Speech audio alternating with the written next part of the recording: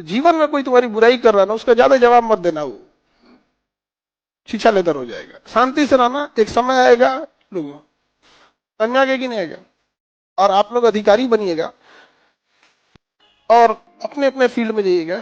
एक चीज हमेशा याद रखिएगा, लोग आपसे बहुत बदतमीजी से बात करेंगे, गुस्सा दिलाने की कोशिश करेंगे, उस पर ध्यान मत दीजिएगा। लोग चाहे जितने बदतमीजी से बात करें, आप जवाब इज्जत से दीजिएगा, क्योंकि कुछ दिन बाद लोग उस सवाल को भूल जाएंगे, लेकिन आपके जवाब को याद रखा जाएगा। समझ रहे हैं?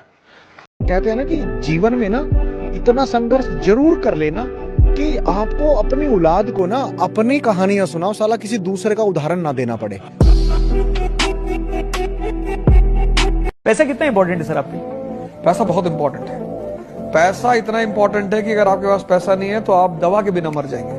तो पैसा बहुत इंपॉर्टेंट है, लेकिन पैसे को भर के रख लेना वो बुराई है।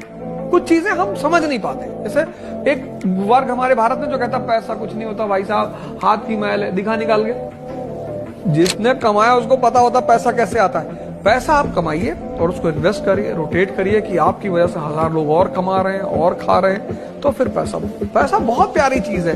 किसी के सामने 500 की नोटों का एक बोरा आप लेके बैठ जाइए मयूर विहार मेट्रो पर, एक गड्डी निकालिए, ऐसे फेंकिए लोगों के सामने, ऐसे लूटने आ जाएंगे। फिर कहिए कि तुम सब बेवकूफ हो, कुत्ते कहीं के। सब मुस्कुराने लगेंगे कि अरे रौनक भैया ऐसे ही कह रहे हैं, रौनक भैया सिर्फ जवान के बुरे हैं, दिल के बुरे थोड़ी।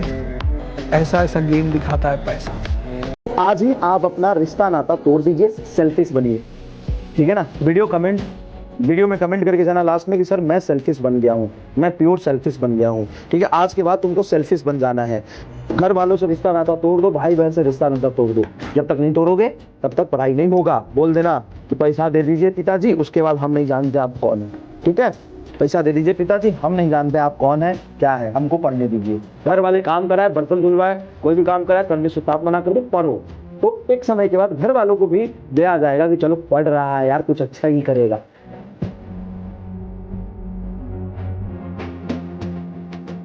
पर जिस व्यक्ति के अंदर विवेक होता है ना, वो आमतौर पर विनम्र हो ही जाता है। भारतीय परंपरा में कहा गया विद्या ददाति विनयम। अगर विद्या सच में है तो आप विनम्र हो ही जाएंगे।